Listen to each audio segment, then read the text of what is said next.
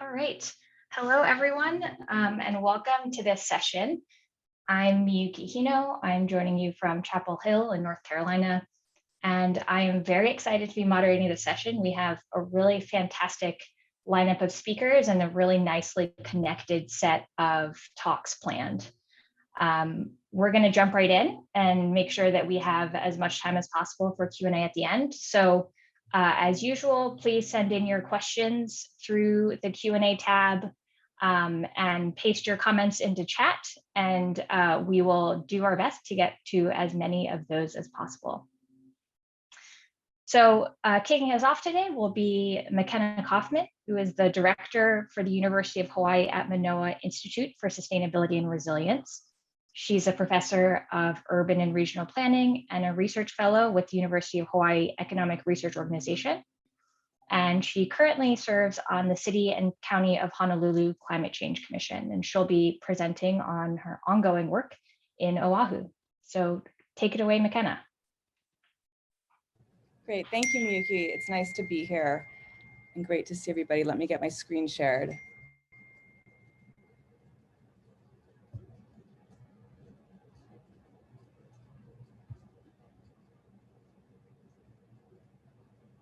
Can you see that properly? We are seeing your other screen, I think.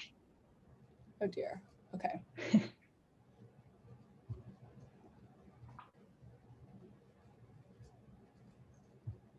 Let's try that. There we go. Okay, perfect. Okay, so let me get started. So I want to present this ongoing research on looking at changing uses and values, excuse me, of Oahu's coastlines under sea level rise scenarios. And this is part of a broader research project, and a few of my colleagues have presented other elements of this work at the conference. And the really complementary piece to this was what Lisa Kelly presented on Tuesday, really looking at place-based histories of development, really to understand, how did we get here in order to understand what are some of the sea level rise response possibilities. And this work is looking at like the forward-looking piece of it in terms of sea level rise response. I want to thank my my co-authors and research team first, Leah Bremer, Alicia Summers, Billy Kinney, and Lisa Kelly. And start with a little bit of context of understanding expected sea level rise impacts to the island. And we did focus our research just on Oahu, mainly because it's sort of one city and county, all under now the same governance structure, to be able to understand some of those policy responses within the same policy framework. And so on Oahu, the expectation of a meter of sea level rise, this is a report that was done by Chip Fletcher, who's also on the broader project, to understand sort of very site-specific impacts as well as multiple hazards of sea level rise. So a bathtub model of sea level rise exposure, but also how does this affect coastal erosion, as well as interact with things like annual high wave run-up, which are very important in a place like Hawaii. And I think important to this conversation is the number of residents that are expected to be impacted, which is about 13,000 on Oahu, and $13 billion worth of land loss. So those are kind of our starting point understanding of impacts of sea level rise here. And the question that we ask is, what are the place-based uses and values associated with beaches and coastlines? And how are they going to change under these sea level rise scenarios? So we did we've talked to 35 people, semi-structured interviews, and over about a 3 to 4 month period, and we selected people, key informants, based on being involved in decision making within sea level rise response in some way, right? So from government, city and state stakeholders, nonprofit, mainly people who work in the communities that we are interested in, but also nonprofits working in sea level rise response and beach issues more broadly, as well as for-profit stakeholders, people in the real estate industry or engineering and architectural firms who also touch the decision-making process of sea level rise response. And we looked at a comparative analysis for 3 very different sites, Kahala, Sunset Beach, and Ka'ava.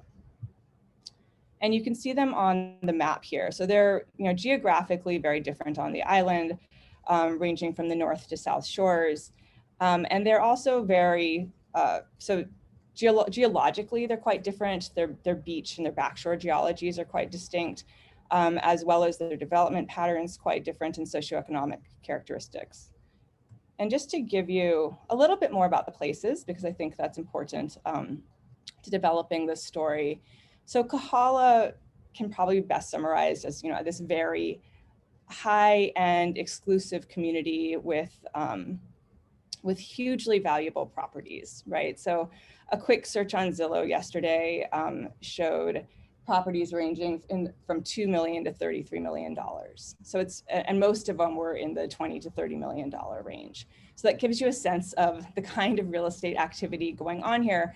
There is this sort of sense that most of these are second homes, that it's not much of a residential community anymore. And it's also known as being what's called a low tide beach now. It's, that's what people here refer to it as. And you can see that in the first photo where this is low tide. And so maybe you could sneak over to that little patch of sandy beach and enjoy yourself. And you can see that the tree and the stormwater drain have already been inundated and are breaking into the beachfront. But it is still really highly used by island residents from everywhere that come for different purposes. So in this middle photo, you can see a dad and his son getting ready to go scuba diving, and they're most likely taco fishing. So spearfishing, octopus fishing is a really big thing in this region. So the nearshore recreational value is still very high. Lots of people use it. And the beach axes are becoming increasingly important with coastal erosion and sea level rise. And that's what you see in this last photo, right? So we have really strong beach access laws in Hawaii because the beach is entirely public and cannot be privately owned. Access to the beach, even in a situation where you have lots of private estates around, are very important, and the state has maintained those pretty well. But they're becoming increasingly used in different ways. So here you can see that people have put all their belongings in the access because there is no actual beach right now. So the access becomes the beach, and then people go out and recreate in the water. Sunset Beach is probably the place that people are most familiar with. It's an iconic beach. It's world famous for its surfing. That's Sunset Beach surfing this winter. But it's the actual beach itself is eroding fairly rapidly at different times of the year, and houses are in crisis, as you see. So there's multiple houses that are sort of teetering on the edge of falling into the ocean here. Here on the left-hand side, you can see a photo. That was a swimming pool in someone's backyard that entirely fell onto the beach, and it's not been cleaned up properly. So there's still rebars on the beach and different elements of the swimming pool. In the middle photo, you can see an illegal seawall. So that large stone wall was constructed without a permit and is currently in litigation. And right next to it are legally permitted sand burritos, is what they're called. And the idea is that they're temporary seawalls that could be easily, quote unquote, easily removed after some period of time. And the state does permit those on three-year basis. And it's being highly criticized because the permits continue to be granted. And it's starting to very much change the character of the beach, which you can kind of see from just looking at the landscape there. Oh, and I should say in Sunset, real estate values are very high, but not like Kahala. So real estate, just looking at Zillow yesterday, homes are for sale between 1.5 and $8 million. In Ka'ava, very, very different. This is a much more residential community. It is a community that has very little beach at this point, but a very important road. So this road picture you see, it was not intended to be a seawall, but has de facto become a seawall as the beach eroded.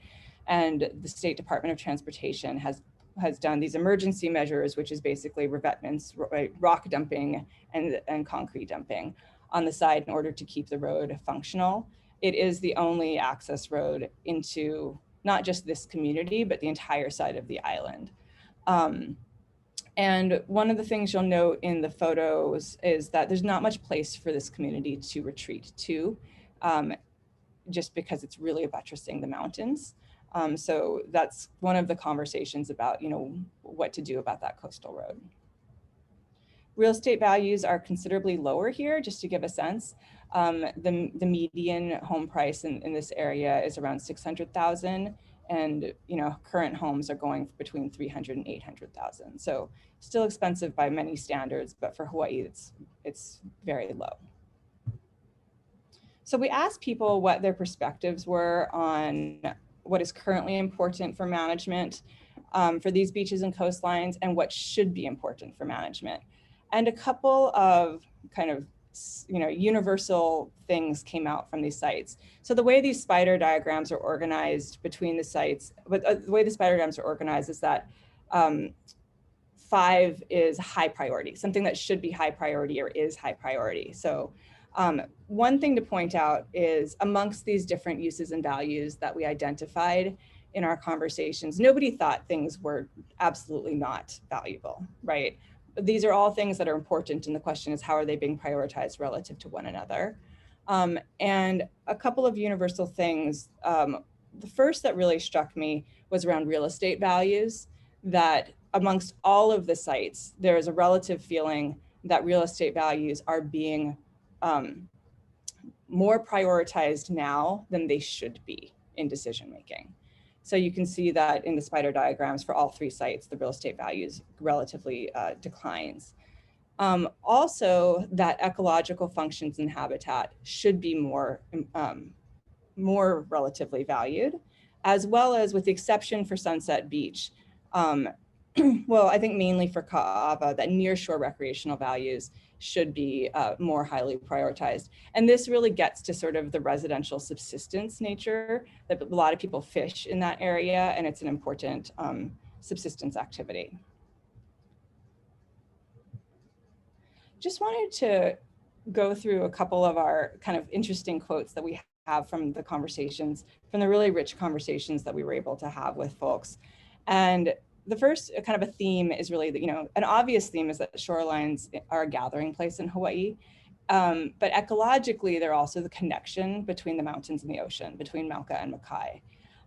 It's the interface of the coastline and the ocean that makes it such a rich place, a vai-vai place. It's being able to take your kids down to the beach and being able to play, and there's no substitute for that. And that's the real value of beaches, that it's that transition zone between the mountains and the sea. Also, this, back to this kind of core finding that real estate values and private property rights are driving the de facto approach to sea level rise response currently, which is really, hardening the beach, even though it's not actually legal, right? So there are legal seawalls happening. There are short-term permits happening under hardship variances. And a couple of, I thought, strong quotes here. Destroying the coastline to preserve private property rights is immoral. It just is, and especially because Hawaii is a state where there are no private beaches. You're creating private shoreline that no one else can access. So this idea of, particularly in Kahala, sort of furthering the exclusive nature and taking away the thing that was the public resource and continuing to privatize that. Again, Kahala is such a weird place. It's all of the rich and famous, and people are quick to challenge you on beach access. I think this quote really gets to the power dynamic of this, right? So a lot of government people don't want to deal with the harassment. And so there is this interesting power dynamic happening, and the smaller the beach gets, the less the public goes there. And so it becomes, that power dynamic worsens. So it also speaks to this kind of negative feedback loop. 1 minute warning, Makena. Okay, great. Thanks, Miyuki. I'm almost done. And the last couple of quotes about managed retreat, the top set of quotes are from the same person, and the bottom set of quotes from the same person. And I thought this was really interesting. So this is talking about Sunset Beach, basically, like, what is managed retreat? We have no idea what we're talking about, right? We throw it out there. We don't really know what that means, and it's a really loaded term. But then at the same time, we absolutely need to do it. A place like Sunset Beach, you actually just can't engineer your way out. So even if you wanted to engineer your way out and build seawalls, they wouldn't actually stand particularly well because of the surf energy. And then also this feeling of, like, this kind of question of justice and equity, right? Who gets to make decisions? Like, we shouldn't let people armor the shoreline. Those people don't live here. They don't actually care, right? This is their second or third homes. And so, we're not going to buy them out. The government shouldn't buy them out. They should, they should eat it, in the respondents' words. Whereas on the North Shore, there was more of a feeling of like, well, we really need to buy people out there and we need to help them, and that should be the long-term plan. So definitely people's sense of justice really, really affects the kinds of tools they're willing to use. Thank you. Wonderful. Thanks so much, Makena. I love the comparison of what people think are currently being used versus what they actually want to be used. It's a really concise and persuasive way to show it. Okay, up next is Paul Gallay from Columbia University on building community buy-in for retreat. Thanks. Let me get my screen share going. So in the hopes that this now is something folks can see, I'd just like to introduce myself briefly, say how proud I am to be part of the conference and with all the others who are speaking today. I'm a little bit of an unusual character to be in the conference. My training is in law. I have been a lecturer at Columbia for the last 4 years, teaching US water and energy policy, but my day job for the last 11 years has been as the Hudson Riverkeeper. And interestingly, I have all of, I think, another 4 days in that position before I leave. And I'm proud to say that I'm been asked to come into Columbia full-time to start a project that I'll describe later on in the presentation. But to get right to the presentation, what's at stake is self-evident. I realize that many of you have seen literally dozens of presentations already, and as a consequence, you understand that there are all these manifold threats. Our chief concerns as we played into the work being done in the New York, New Jersey harbor area were the 3 listed here: storm surge, sea level rise, stationary storm-induced flooding. And of course, as we all know, there is no one solution, not even necessarily in any one area of coastline. New York City alone has over 500 miles of coastline, and the harbor and tributary study that I'm going to be speaking to covers, I think, between 800 and 900 miles of coastline.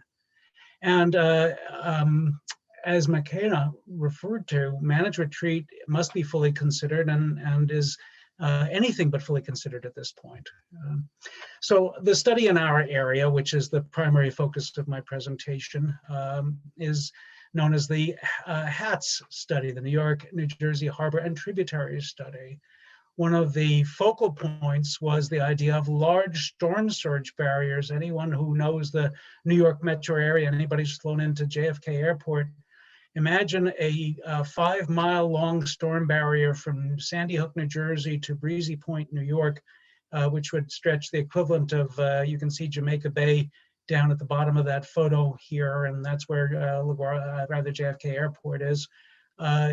You're talking about a $150 billion project that would take 2 decades to build. It would have to be sealed off at the other end of the New York system, as you can see from the other lines in this. And the Army Corps looked at this as one of its go-to solutions, but the more they looked at it, the more they realized it had the problems that are listed there, most principally that it would not address sea level rise because it would need to remain open on non-storm related event days to facilitate shipping.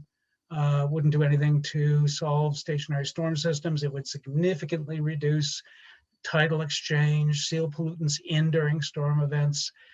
I'll never forget the quote from the Army Corps that said that, well, these would take decades to build and we might not know whether they'd work until the first storm hit. Otherwise, we just love these proposals.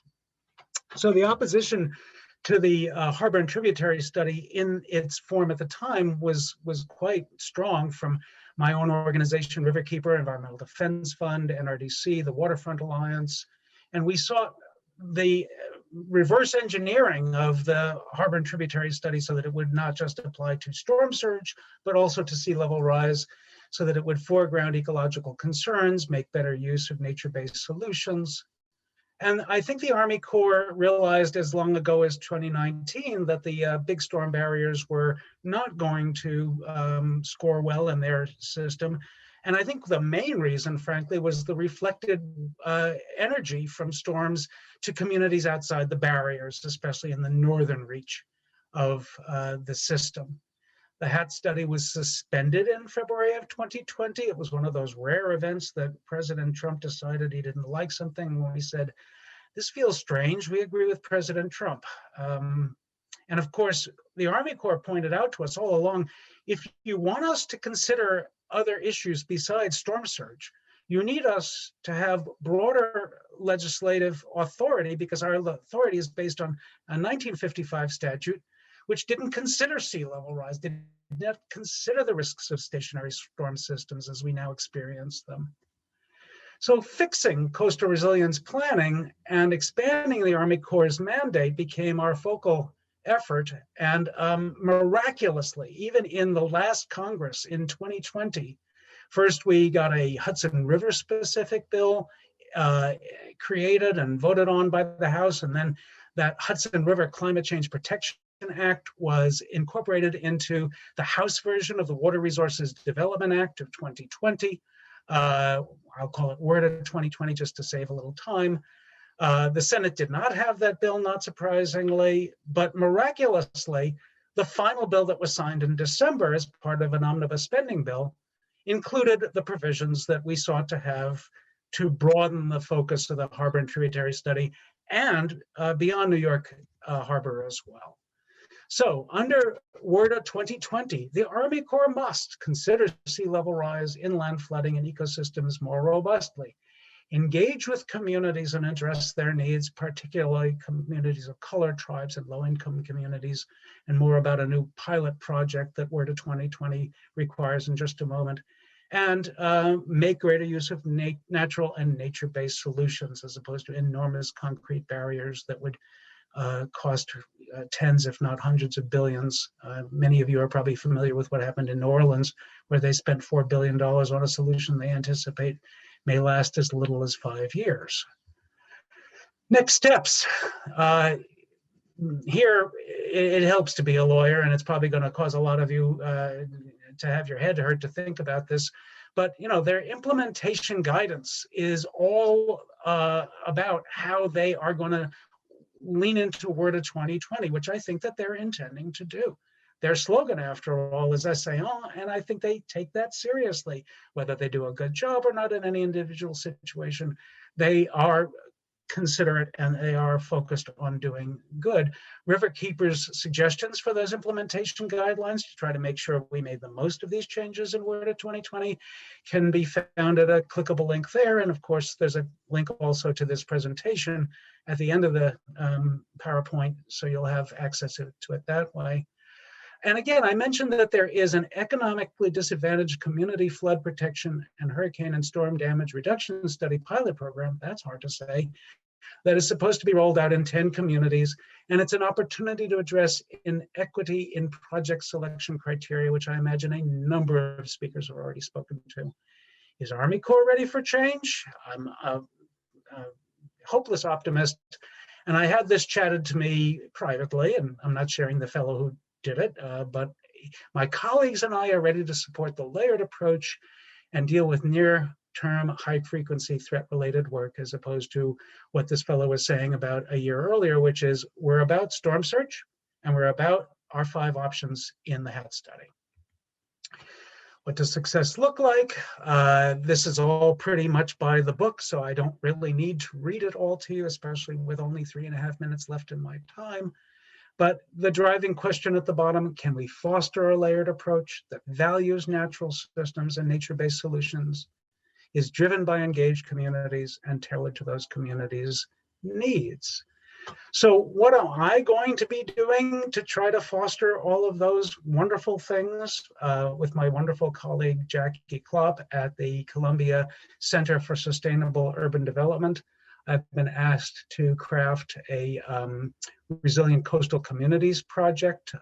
Part of our project proposal can be seen here, but long story short, our job is to bring together the different communities in the New York metro area, whether on Jamaica Bay in Queens and Brooklyn, or up in Hunts Point in the Bronx, down on Staten Island, Oakwood Beach, make sure they have access to one another's best practices, make sure that the Columbia experts in landscape architecture, in biology, in physics, and all the other areas that are necessary to be brought together to craft solutions that can work and really stand the test of time, provide access to those experts, convene and collaborate with other research universities. And perhaps most importantly, I spent 13 years in government.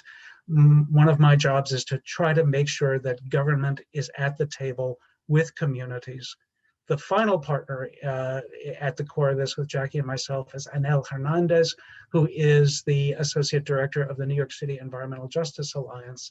And you can't do community engagement if you don't have strong ties in the community and all communities. So coming down the stretch, managed retreat is, as I'm sure so many people have observed, something that we need to do more of, we need to understand better, we need to get stronger acceptance of, and long story short, very little of this is happening. Shockingly, we find ourselves with a need that is just not being met by all the efforts to bring communities in. We need to find new ways. We need to see whether or not we can break the cycle of let's just rebuild and hope for the best.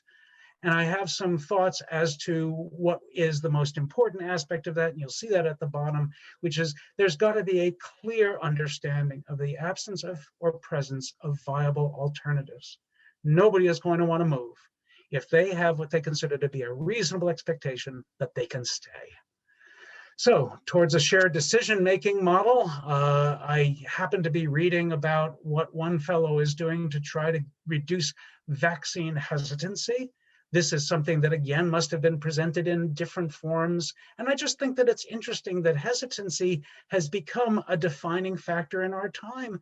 And of all of these aspects of what we need to do, establishing trust, creating some agency, giving people the feeling that they have power over what happens to them in their communities.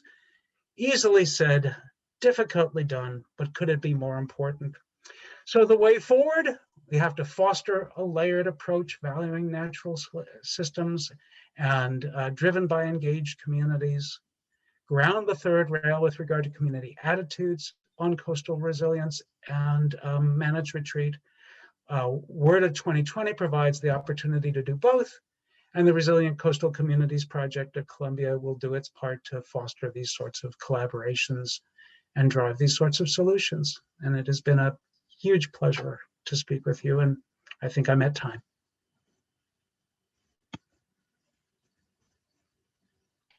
Thanks so much, Paul. That was wonderful and brings us to, I think, a couple of more presentations in this session that will be touching on the challenges of community engagement.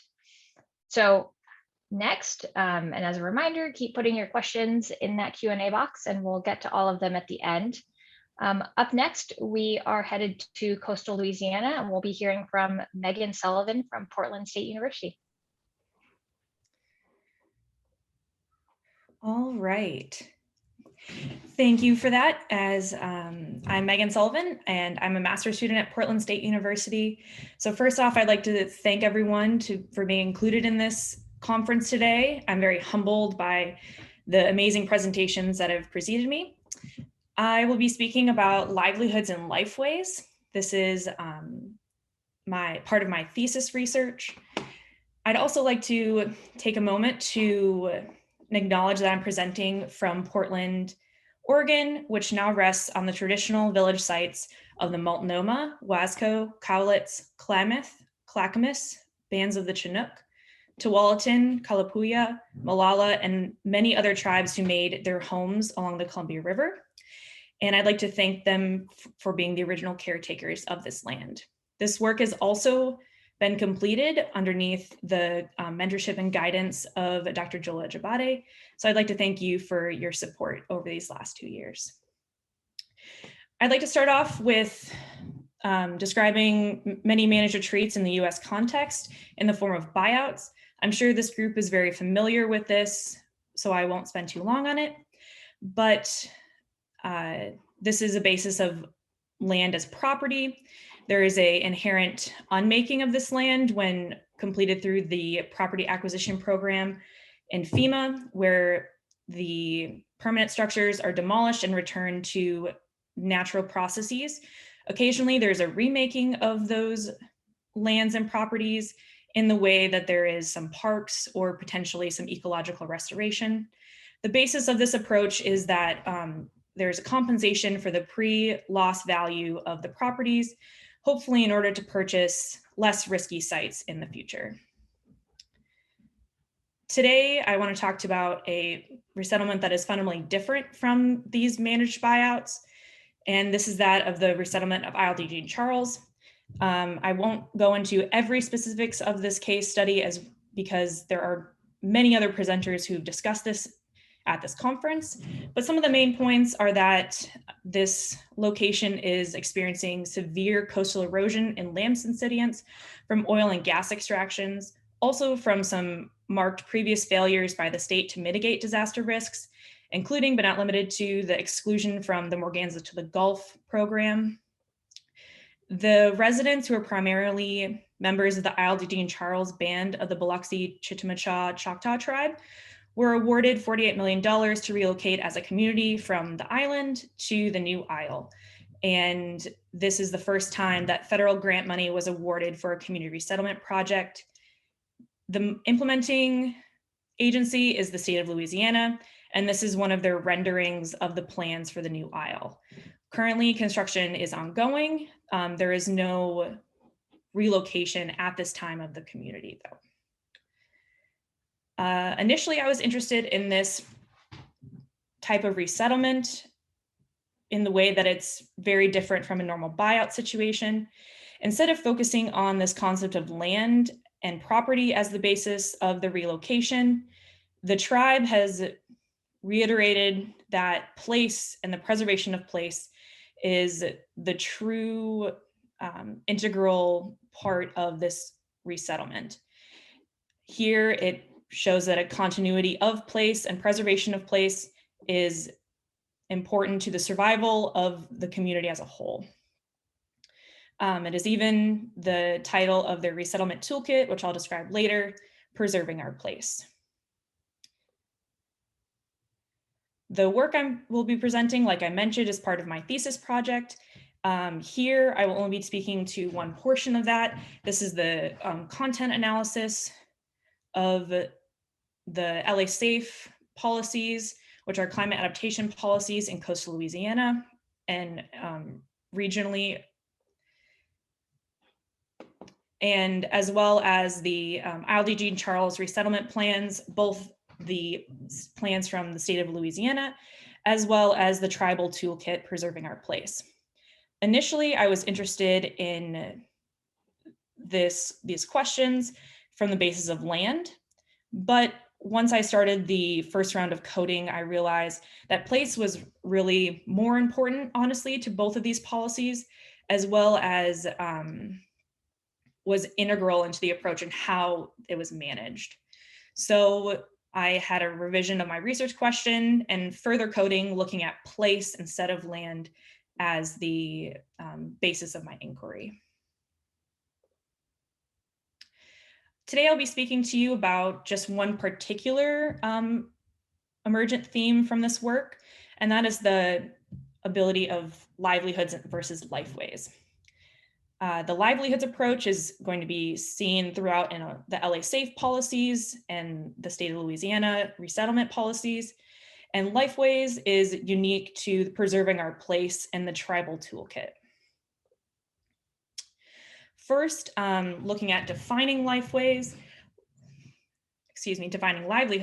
Livelihoods, particularly livelihood improvement, has been often used by scholars and other people in this field to measure the success of relocation programs. This is the basis of capital and assets, and it represents a Western view of land and resources as capital. Most of these features can be quantified, not easily, but it's been done through cost-benefit analyses or environmental services payments. This also shows a discrete type and function, which will be represented in the following slide. Here it also describes this more westernized context of a linear view of time and space, where there was a before resettlement and a single movement towards the post-resettlement. Here is just one of the many ways that livelihoods are presented in framework and literature. This is the Sustainable Livelihoods Framework that has been used by the Department of International Development through the UN. Here it divides livelihoods into these 5 discrete categories: human capital, natural capital, financial capital, physical capital, and social capital. This contrasts with a Lifeways perspective, which sometimes is described as a way of life, but truly it's more essential and intrinsic than that. It represents indigenous cosmologies and worldviews. It's based in reciprocity and balance, as well as the mutual survival of the community and the natural world as a whole. This also shows a circular view of time and space. And the best way to describe that, at least one of the ways that I've found, is through this concept of the medicine wheel. This has been used by many different tribal nations, and there's many iterations of it. But here you can see that how all different aspects are reinforcing each other. You can see how the individual and the community revolves in the same sphere as ecology and culture. You also notice that these concepts are given locational values, so north, east, south, and west, again representing this more circular view of space. Around the outside here, we have some of their core tenets: balance and respect, connectedness, and relation. From now, I want to represent my findings mostly through quotations. Here is a financial capital perspective from the LA Safe policy. This is looking at a traditional, more jobs approach. Here it's showing how that the new water that's located in the area can be extracted for their economic value and used as potential input for future economic growth. This contrasts with a livelihoods perspective, which truly can't be parsed apart through different types, because here you can see it mentions ecology, community, wealth, and also the important lifeways and how they all interact together. A big note about this particular quote as well is how wealth is viewed as a sense of security and continuity with these ideas. Another quote I have from the LA Safe policy focuses on more natural capital or ecology. Here it's showing how the management of ecosystems can be used to improve the economy of the state and extract value from the fisheries and in the area. This contrasts again with the livelihoods perspective, which looks at the traditional ecological knowledge and shows that the interdependence between tribal communities and non-human inhabitants are fundamental to tribal lifeways.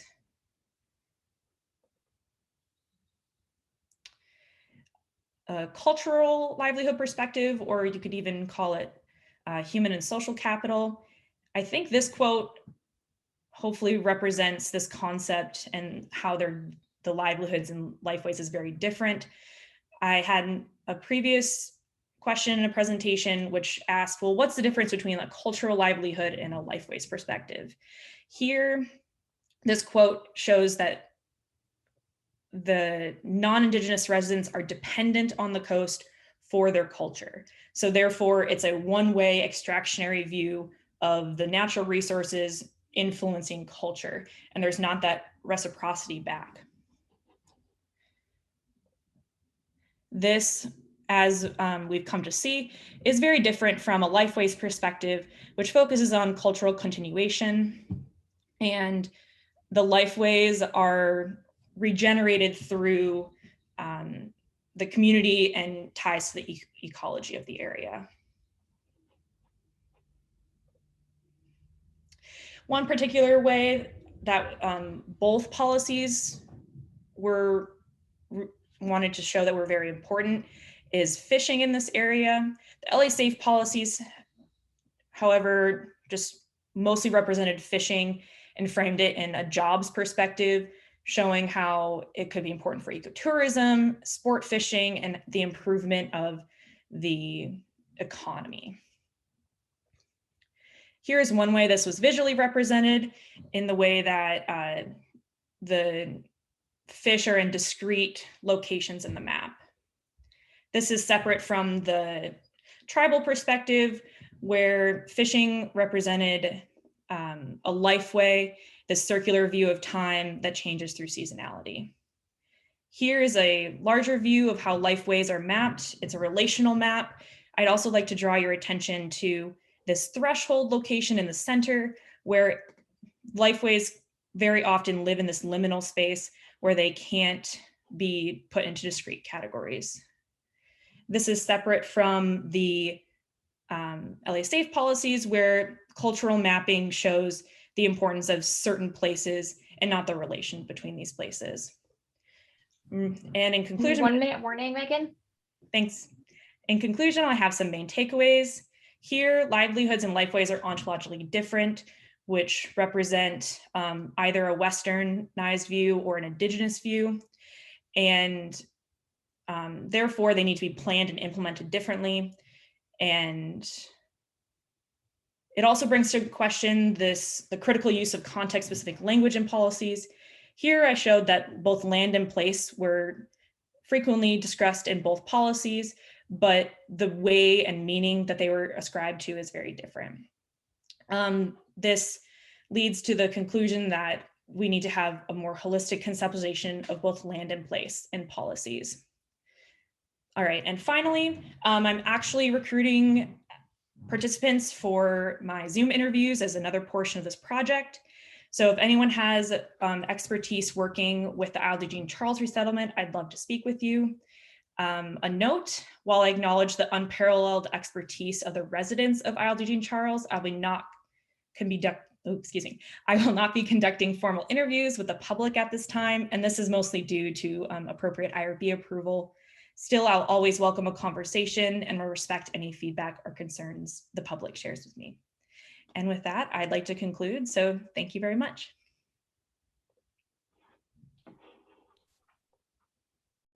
Great. Thanks so much, Megan.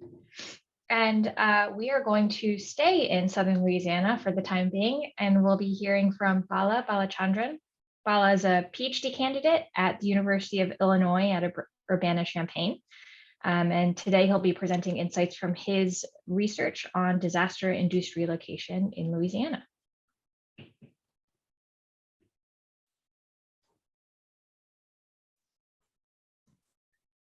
Thank you, Miyuki, and thank you, Megan. That was a really wonderful presentation and nicely sets the context for my presentation. I'm going to talk about negotiating risk trade-offs in disaster-induced relocation. This is my doctoral research, as Miyuki said, that I'm doing under the advisement of Dr. Robert Olshansky. I came to the PhD program after 20 years of practice as a planner. And so I tend to look at the issue of disaster-induced relocation from a planning practice point of view. So to begin with, I want to acknowledge the magnitude of the problem. We have 20+ million people getting displaced by disasters every year all across the globe. And all of them have to ask themselves this question of whether to return or to relocate. And whatever name we call relocation, it ultimately disrupts communities. And planning and policy play a key role in the relocation decision and in the process of relocation. Before starting my dissertation research, I had done a meta-analysis of 54 cases of disaster-induced relocation from around the world. Some of those cases were cases familiar to me personally through my work and to my advisor and other committee members through their work and research. Now, one of the things that came out of that research is that while planning and policy tends to prioritize hazard risk and the cost of returning versus relocating, in the lived experience of people affected by this decision, they are trading off hazard risk against a host of other risks, including risks to health and well-being, livelihood, social capital, cultural identity, and lifestyle. And now, after listening to Meghan, I think I should change that to lifeways. So to dig deeper into this trade-off, I framed two research questions. In a disaster-induced relocation scenario, how do people negotiate the trade-off between hazard risk and other risks? And how do planning and policy influence these risk trade-offs? So I conducted qualitative research, case study research, using semi-structured interviews, participant observation, non-participant observation, and policy analysis in the coastal communities of South Louisiana. I did not interview people in Ile de Jean Charles because that's already a heavily researched relocation case, but I did get to hear about that project from all the other people I interviewed, and it was interesting to see how the project is landing on other people. So I had two entry points. My first entry point again was the LA SAFE planning process, Louisiana strategic adaptations for future environments. I got to participate in the last round of community meetings that were held under this planning process, and I got to interact with the planners involved, social scientists, and many other people, including community leaders.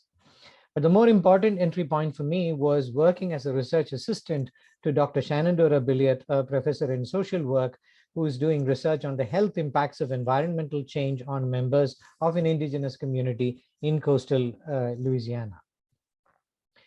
Now, when I look at the lived experience of risk in this context, I have to first recognize that displacement and relocation in coastal Louisiana are caused by land loss and ecological destruction and decline in nature-based livelihoods and subsistence, happening in the context of historical racial injustice and wealth disparity, and all of that fueled by oil exploration and industrial development. So after doing a fair amount of field work, I arrived at two main focal areas. One was to discern trajectories of displacement and relocation, and the second was to figure out a way to analyze risk trade-offs in this context. Now, when we think of displacement, normally we think of physical displacement, moving from one place to another. But what I discovered through my interviews is that you could continue living in the same place and still be displaced because the place has completely changed. And so the lived experience of that place is completely changed. Look at some snippets from my interviews. One person says, back in the day, you could take a boat out into the bayou and come back with enough fish to last a month. Now you got to go much further out. You need a bigger boat and all. Another person says, it breaks my heart. All those places I used to go to, places people used to live, all water now, dead trees everywhere. It's not the place it used to be. About shrinking communities, another person says the school moved out, then the church closed, then the grocery store moved. There are fewer families, the young people move into town. We still like it here, but it's not the same anymore. About repetitive exposure to disasters, one person says, Gustav, the Hurricane Gustav, was the last straw. We survived Rita, and Rita was bad, but we came back and cleaned up and repaired and got back to life. And then there was Gustav, and there was a lot of damage. Then I said, I'm done, let's move. Another person says, I used to be a boat captain, a tugboat captain. I've been to a lot of places, worked on all sorts of things, done welding and boat building and painting and repairs and all on a third grade education, but now I'm disabled. My back is damaged. I got diabetes and heart problems. I'm on disability. When I put these experiences together, I can discern trajectories of displacement and relocation. Take this example. There is repetitive flooding or wind damage to the house. Insurance is unavailable or unaffordable. There is loss of livelihood.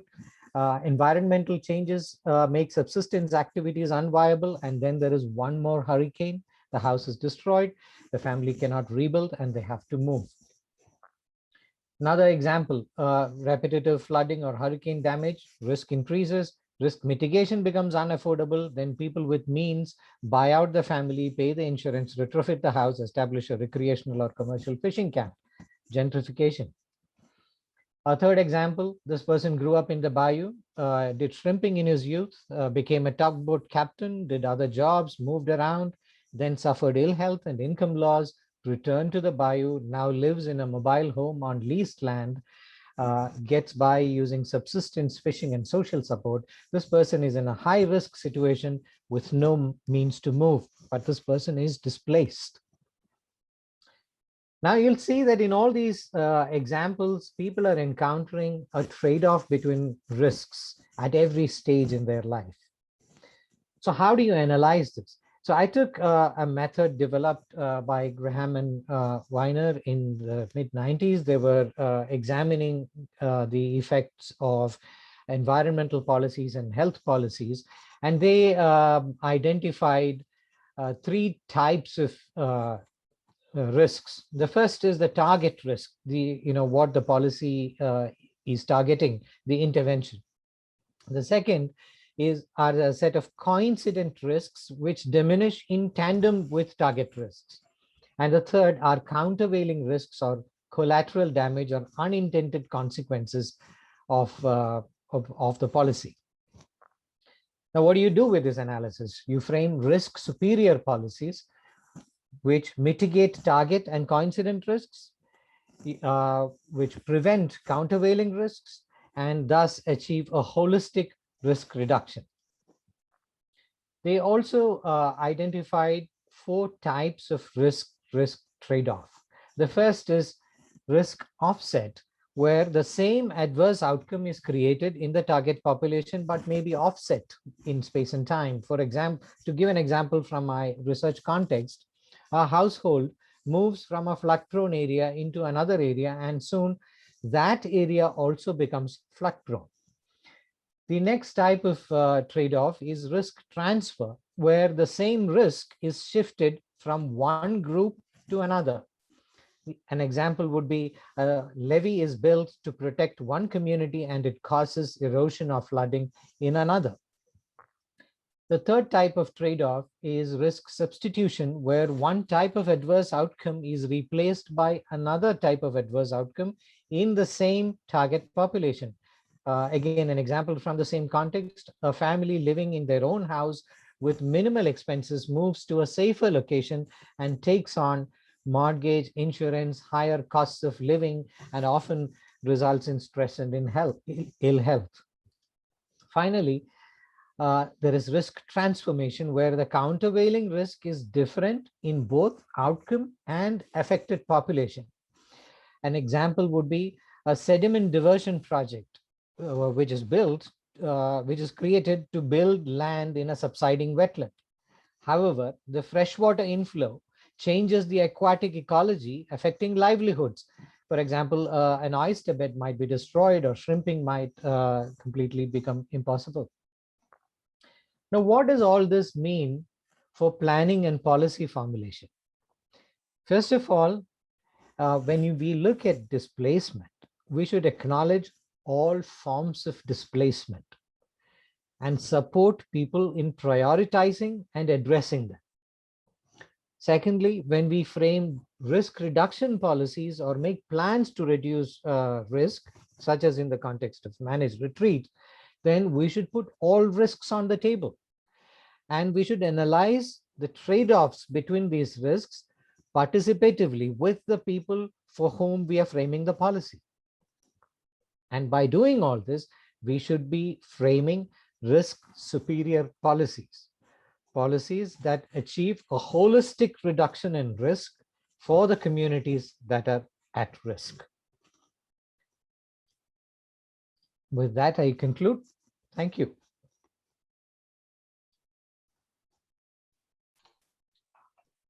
Thanks so much, Bala. I really liked your point about displacement, even when the people themselves may not be physically relocating, and how that's an ongoing displacement due to environmental and social change. Up next, we have Joel Neimeyer. Joel is a civil engineer who has previously served as the federal co-chair for the Denali Commission. And today he'll be discussing his experience in planning for relocation in rural Alaska. Take it away, Joel. Thank you. I'll get my PowerPoint up. I'm not sure, can you see it yet? Yeah, we can see part of it now. There you go. Now we can see it. I see. Thank you. So yes, I'm a civil engineer by training. I'm living in Alaska. A little bit of different presentation than the folks before me. Of course, the geographic difference. Also, a lot of their discussions about coastal issues. I'm talking about riverine. And the discussion today is about an implementation of a project. So there I am. I've been a Fed for almost 35 years, and now I'm a consultant. And the past couple of years, I've been working with the Akiak Native community, which is a tribe. And it's a village my mom was born and raised in, almost 100 years ago. So I'm going to weave my conversation today with some observations about my time when I was at Denali Commission, when we were assigned by President Obama to be lead federal coordinating agency for rural Alaska villages facing relocation or managed retreats, primarily from erosion, flooding, and permafrost degradation. And so I'll be weaving this theme of my observations from when I was a Fed and now as a consultant working with the tribe. So the main thing I want folks today to take away is that what's going on in rural Alaska isn't always driven by climate change, although climate change exacerbates it. And there are other drivers, and Akiak is an example of one of the other drivers, which we'll get into later. So there's a summary of threats for about 70 rural Alaska villages. Permafrost thaw, erosion, whether it's coastal or riverine, coastal flooding, and then river flooding. And then the compounding effects of all these, that's a Yupik name, USTEC. The compounding effect. So let's take a look at the community in question. This is Akiak. So it's a community of about 400, you can see from the aerial. And in a 24-hour period, a little over 2 years ago, where you see the black indicator along the riverbank, the community lost over 50 feet of riverbank along the 1,200 feet of riverfront. And just imagine chunks of land the size of, a mobile home just sliding into the river. That's what was happening during that 24-hour period. Through the course of the summer, there was continued erosion, not as extreme as that one event. And last year, during spring breakup high water event, again, the erosion occurred. And then this year, same as well, but not as extreme as what occurred in 2019. So let's talk about the science of why this is happening. So this again is a aerial shot downriver. You'll see the yellow line on the left. That is the main river channel, has historically always been the main river channel. And to the right is a minor river channel that is growing in size. Historically, what has happened is in the fall time, you will get winds creating waves that come crash on the shore, and they lose a couple feet of riverbank from that erosion, that wave-driven erosion. But in 2019, you can see right along the shoreline here, it just took away huge swaths of land.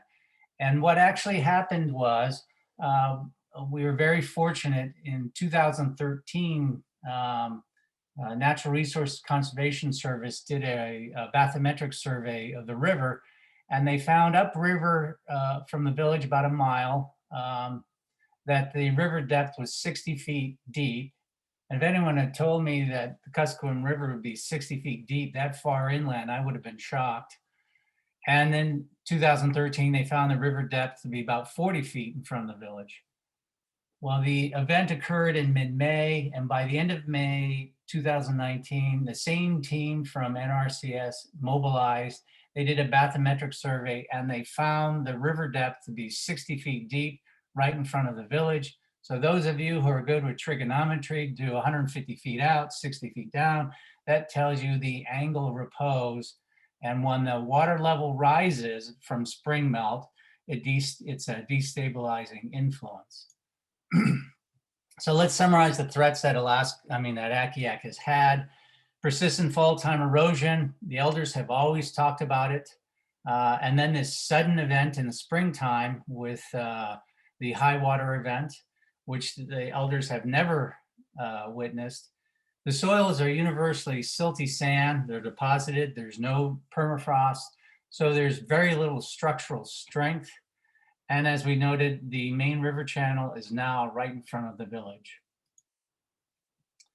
So I want to again highlight the NRCS bathymetric survey because that is the vulnerability assessment the village faces. They were very fortunate, extremely fortunate that NRCS had done this work in 2013 because that started a trend line for the village to understand what was happening.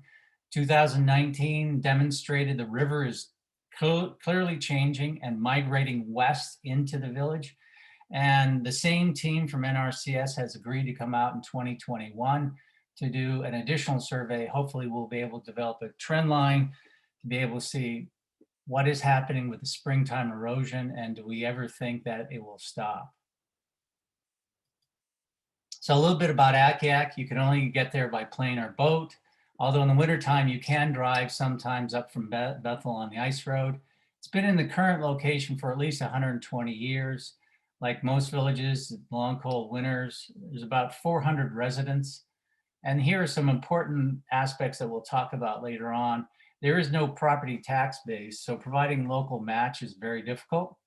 And they have both a tribal council and a city council, which means you have multi-jurisdictional governance at the local level. So imagine two different governmental institutions overlooking the same geographic area and the same 400 residents. So coordination is very important. So I want to talk about hazard mitigation plans and how that impacts rural Alaska villages. Without an approved hazard mitigation plan, a community is not eligible for mitigation funding from FEMA. And in 2019, the city of Akiak had a lapsed hazard mitigation plan, and they were offered to update it a couple of years before. They never took up the offer. The tribe had never had a hazard mitigation plan, and so there was no local support or identification of disaster mitigation projects. As an aside, in 2020, I was able to get this data. There were 104 approved hazard mitigation plans, and a lot of them are expiring in the near term. So this is going to be an issue, not just for Akiak, but for other villages. So the tribe took action, the tribe city and the local corporation took action. They paid for their own hazard mitigation plan. It was only 15 grand. It was over the course of the summer 2019. And through it, they identified disaster mitigation projects. So we go on to what are the key takeaways for what Akiak experienced. Again, I talk about the vulnerability assessments and the fact that we had the bathymetric surveys. The importance of that is that if we did not have the 2013 bathymetric survey that showed the river depth at only 40 feet from the village, and we had the event in 2019, I think the village would have been paralyzed in what do they do. But they had very good information. The science was very clear. It was 40 feet deep in front of the village, and 5 years later, it was 60 feet deep, and they went through the springtime erosion. So there really wasn't much debate over the science. And that was very helpful as well, because the managed retreat solution was pretty evident.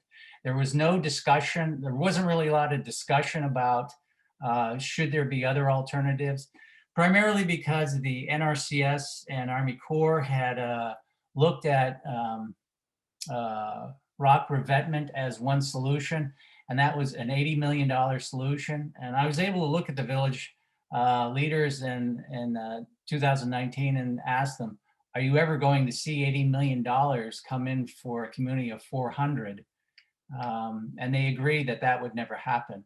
So for them, the solution was pretty straightforward. Unlike in other communities that some of the other presenters have talked about, there's a back and forth where people want to stay. Well, in this particular case, they all want to stay in the community, but they know they need to retreat. And the important part here is, and I'll be a theme that I keep talking about, time is of the essence. So let's talk about what were the mitigation phases that Akiak identified. And these were largely driven by NRCS. NRCS had identified a 200-foot zone, and 7 occupied homes in that 200-foot zone were threatened, and they provided funding to relocate those homes. Only 6 of them, because a 7th was not structurally sound to relocate. It was evident that this is going to continue, and so the community decided they needed to expand an existing subdivision that was furthest west, furthest away from the river. At the time, they had been talking about expanding it for 8 new lots, and they realized, given the significant erosion event of May 2019, they needed to expand their vision, and so they're looking at 30 new vacant lots. That would be phase 2. That is, we are starting that work this summer.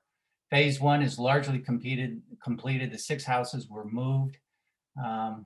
Phase 3 and phase 4 are future projects that we have not yet defined.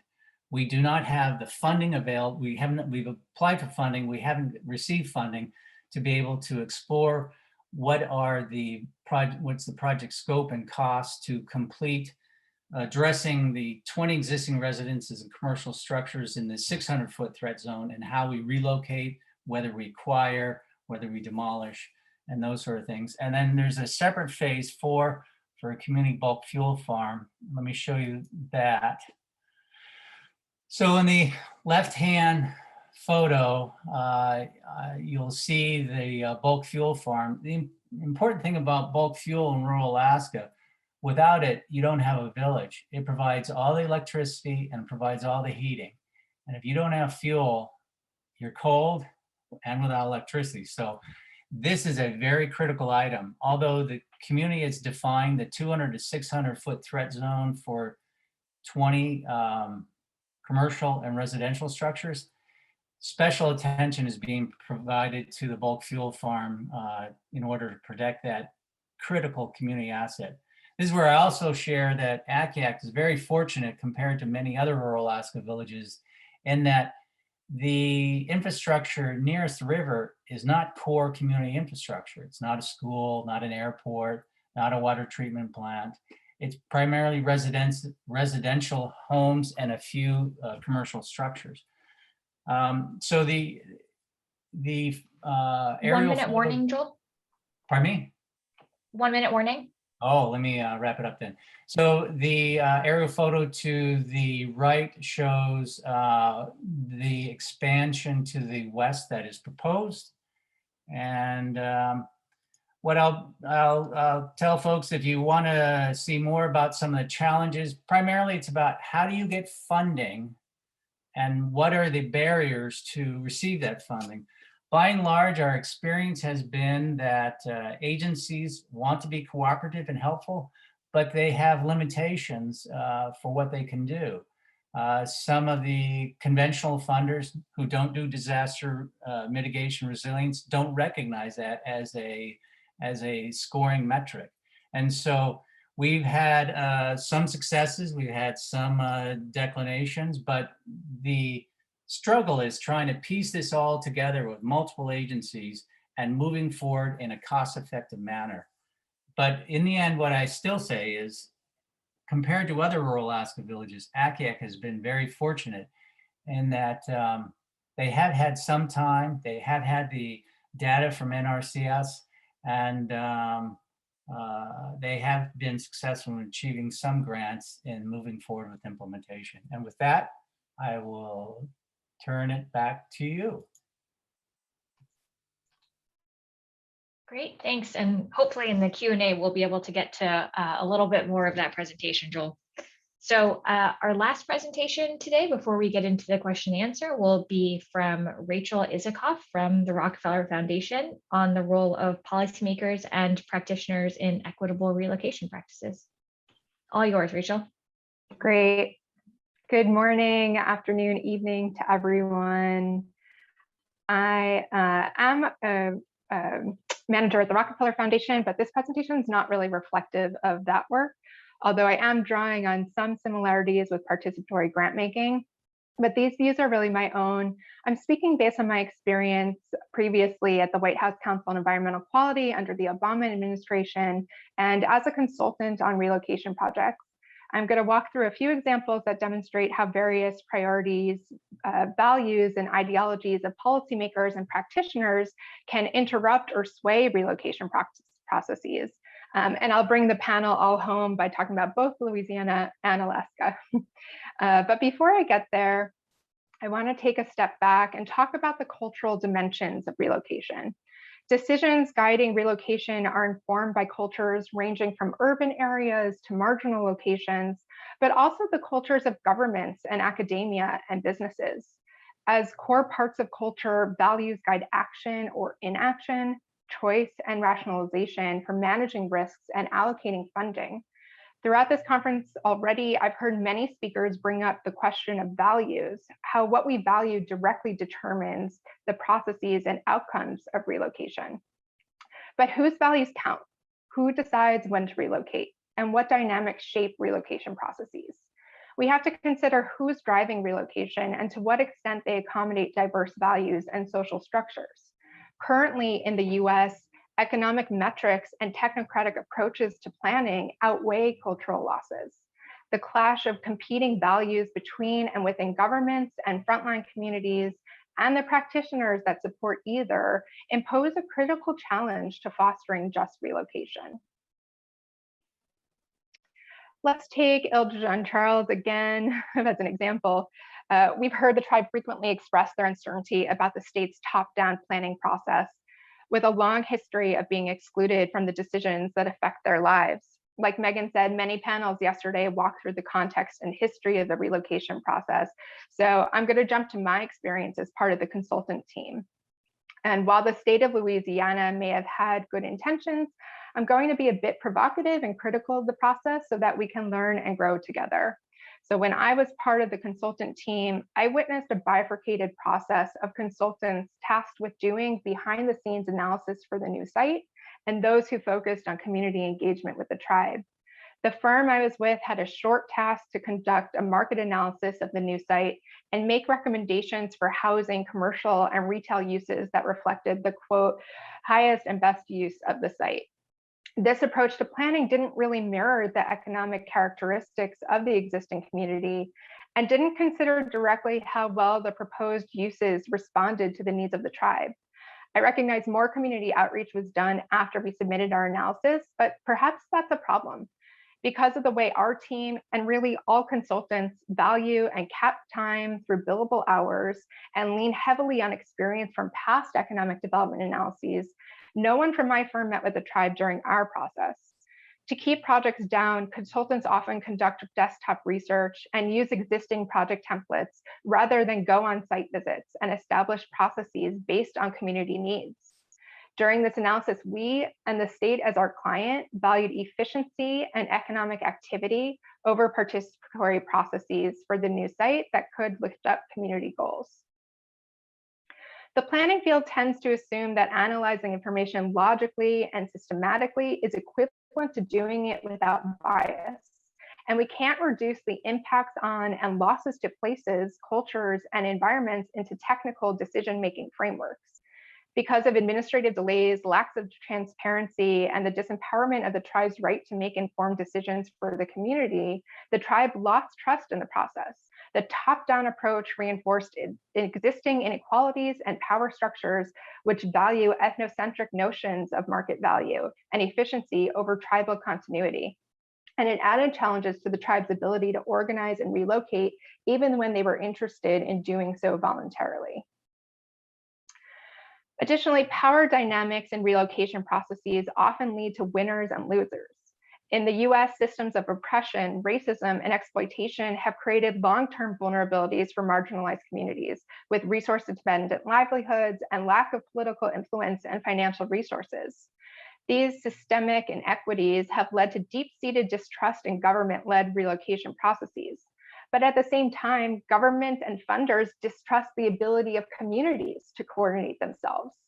The dynamics of power and government's imposition of a specific set of values and expectations prevent community groups from defining and achieving their unique goals. Politics, of course, plays into this. 2 to 4 year cycles, re-elections, pleasing constituents, cost efficiency. The culture of politics can determine what information and process is seen as legitimate. For many government agencies, relocation processes will be supported only if they're perceived to be a priority for their political agenda. So for example, in 2015, during my time at CEQ, in the lead up to President Obama's trip to Alaska, we announced commitments to support climate resilience in the state, which is how I met Joel Neimeyer. As part of that effort, we worked to secure funds for an access road in Kivalina, an Alaskan Native community. Kivalina had previously received federal and state support to build seawalls, which were becoming increasingly ineffective, and the community had decided to relocate. But the administration couldn't secure funding in time for the announcements, so the urgency to support Kivalina waned, and we moved on to our next priority. But if at the White House we had led an inclusive process and invited leaders from Kivalina to the table during those negotiations, perhaps the outcome would have been different. But beyond money and authority, it's important for communities and practitioners to consider other formal and informal modes of power. We can identify alternative positions of authority by considering other types of perceived influence, respect, and expertise. Power can take the form of time and knowledge, which can help communities, but it can also hurt the process. For example, governments could set up grant funding periods that are too short to allow meaningful community engagement during relocation. We should be careful of perceived power dynamics and how our own values and biases shape decision-making processes. Take the post-Hurricane Sandy buyouts in Staten Island as an example. The buyout process offered protection to only a select few. The majority of households affected by the storm across New York City were low-income renters or immigrants whose status made them ineligible for government aid. Buyout programs generally prioritize the cost and protection of flooded property instead of supporting the most at-risk people in need of continued protection. Beyond that, the homeowners who successfully petitioned for the buyout program held relative positions of power with greater political access and influence due to their race and social status. Staten Island is New York City's most politically conservative and only predominantly white borough. For the small number of recent immigrants who were included in the buyout program, overcoming the language barrier was a challenge, as was some residents' fear of signing government documents in an era of anti-immigration in the US.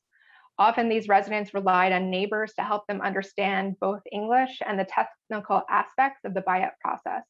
Some struggled to qualify for a new mortgage because of poor credit and having limited funds because of costs of repairs from previous floods.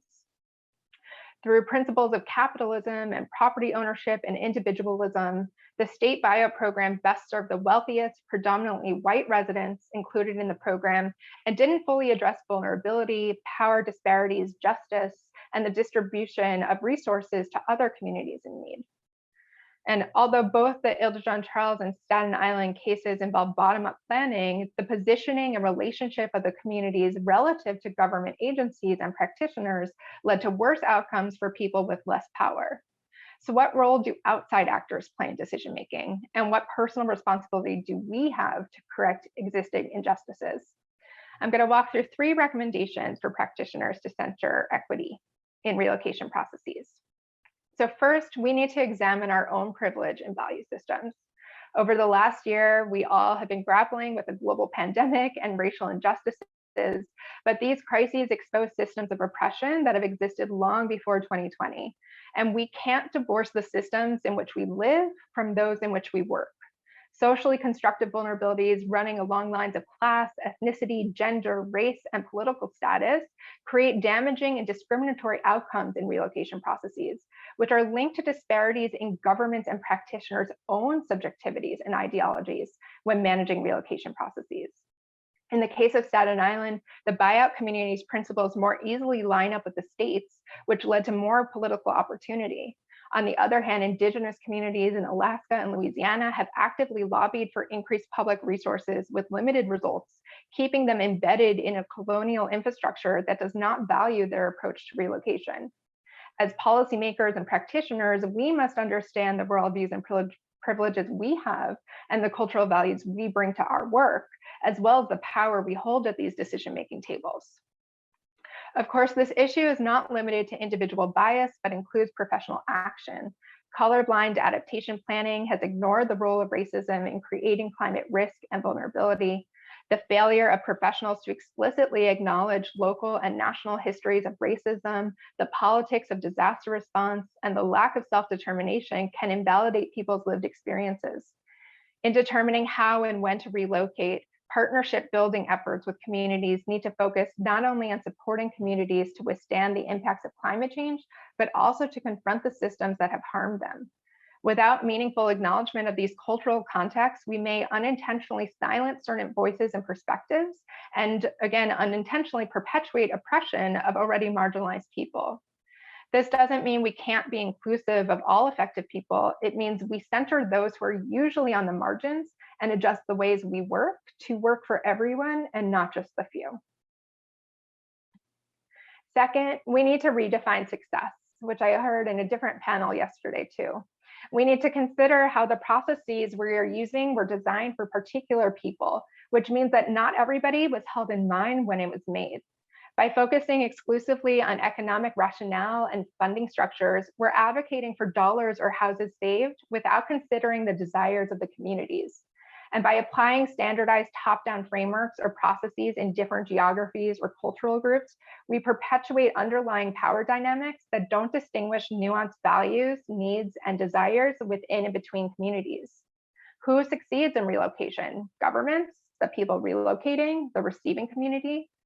Relocation processes, if led by government officials and practitioners, can lead to changes that put particular beliefs, traditions, and cultures at risk. Allowing communities to reassert alternative ways to assess value, relationships, and protocols in the relocation process may lead to more possibilities for success. In the case of Staten Island, the state was able to check a box for distributing federal funds and raising damaged homes, but is that success? The buyout program privileged some communities while ignoring others, further ingraining inequity in the communities that were not supported. In order to claim success, government should consider how their policies and practices relieve vulnerabilities in the most at-risk communities. Third, we need to support community-driven and community-responsive processes. The ways government and practitioners develop grant implementation processes and bill hours impedes relationship and trust building with communities.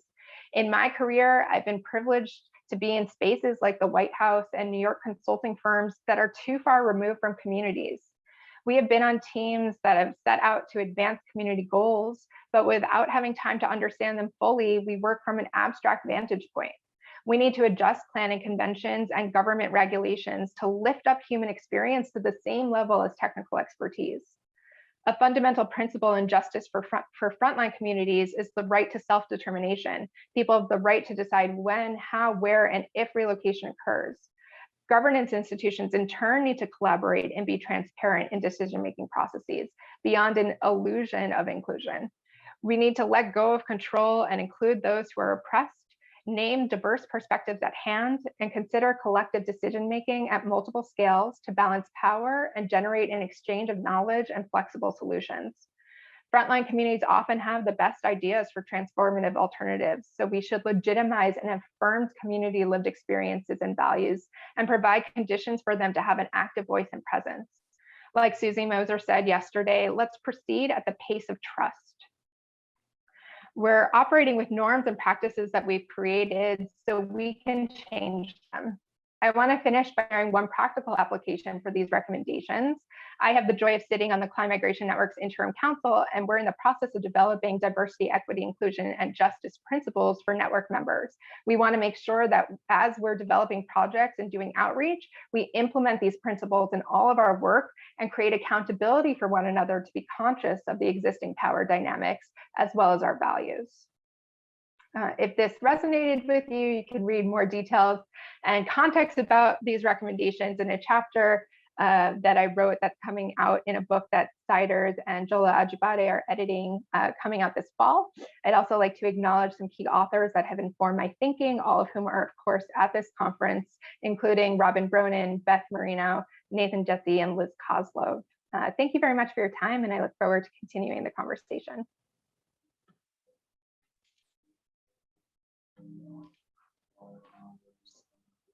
Great, thanks so much, Rachel, and what a wonderful closing presentation for this panel. You did a really wonderful job of summing up, I think, a lot of the themes that came up in the different talks today.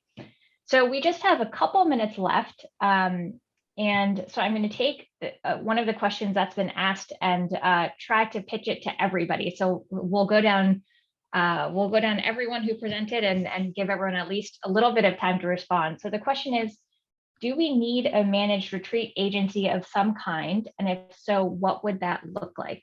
And I think, it sounds like from what we've heard today that there are governance gaps, but there are also very fundamental differences in values and worldviews that are shaping how these processes are unfolding on the ground. And so my question is, do we need an agency? What would that look like? But do you think that a managed retreat agency would advance or not advance more equitable decision-making and relocation processes based on your experiences? So I think I will, maybe we'll go in the order that the presentations were in. So we don't have a ton of time, so if you could be brief, that would be great. But we'll start with Makena, if you have any thoughts on this one. Wow, that's a really hard question to answer. So off the top of my head, definitely, I mean, at least what's happening in Hawaii, right? So whether there could be a federal entity sort of thinking along these lines, I think is a broader question, and that I will not, I would have to think about that a lot more. At the local level, I think what's going on in Hawaii, we could definitely use more of a state level coordinating entity. That said, it could also be embedded in some of the CZM programs that exist, right? But I think there has to be a will to sort of take it on and take it on meaningfully and with authority. And that's what we don't quite have yet. It's developing, I would say. The conversation's developing. And to the point, I think Rachel's last point, right, that it needs to develop in concert with trust with communities of how to do this and how to do it well and what it means to do well, right? Because I think from what we're seeing here, the power dynamics are really interesting and different across not just, the communities that we've had presentations on today, but like also within one small island, very, very different. And so what it means to have a just response is going to be different on one street to another, right? And so that really means that local conditions have to be factored in and that kind of broader perspective of what are the trade-offs. I'll stop there. Thanks. I apologize. I think we're going to be going a little bit over, but I hope all of you can hang on just to give all of our panelists a chance to answer this. So up next, Paul, what are your thoughts on this? So I think we need a new agency, but I don't think it should be specific to managed retreat because of the argument that I made that nobody is going to want to retreat unless they have an understanding of all the options. And if you say that there's a managed retreat agency waiting for you if you don't like any of the other options, you're not going to have a comprehensive or a cohesive process. So yes to the new agency, but please make it comprehensive as opposed to just specific to managed retreat. Great, thanks. Megan. I have two main points that I was thinking about in regards to this question.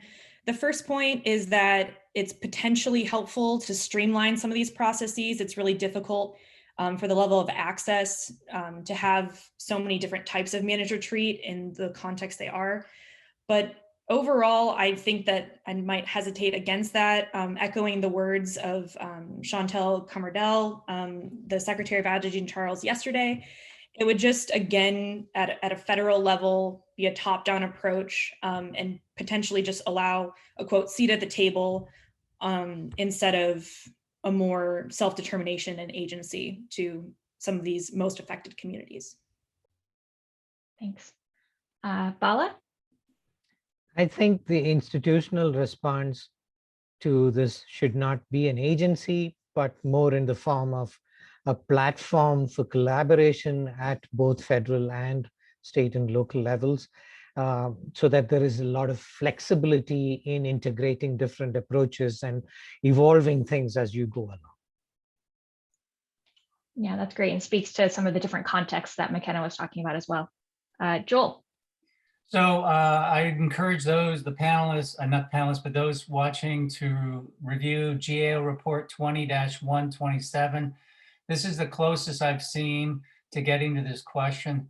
I personally have been involved with both on the state of Alaska and on the federal government with the Denali Commission with trying to be a lead coordinating agency. We had some success, but when you had changes in the executive level, whether the governor or the president, then things changed. And so I think it's important that if there were to be an agency, that Congress fully vets it, identifies what it will be, and gives it the full power to do it. This is where I tell everyone, it doesn't matter who has been elected president, they will always fail because Congress hasn't given them the tools.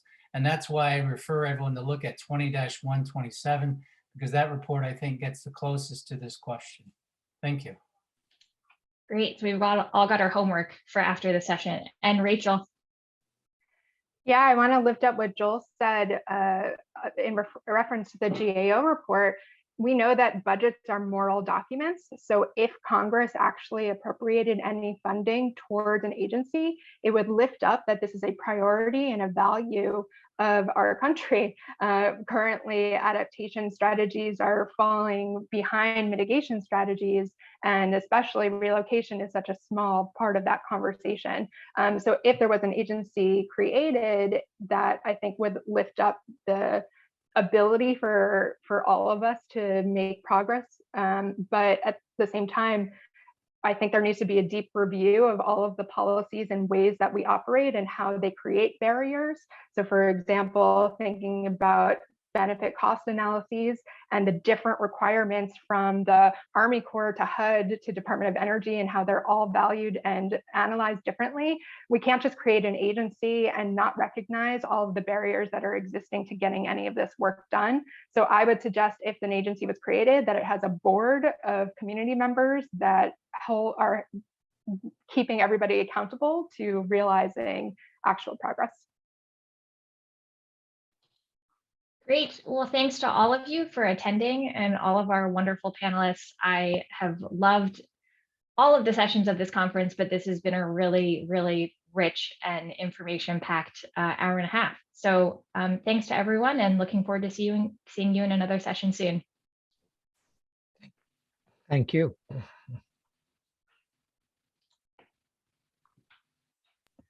Take care, everyone. Thanks, everyone. Thanks. Bye. Thank you, everyone.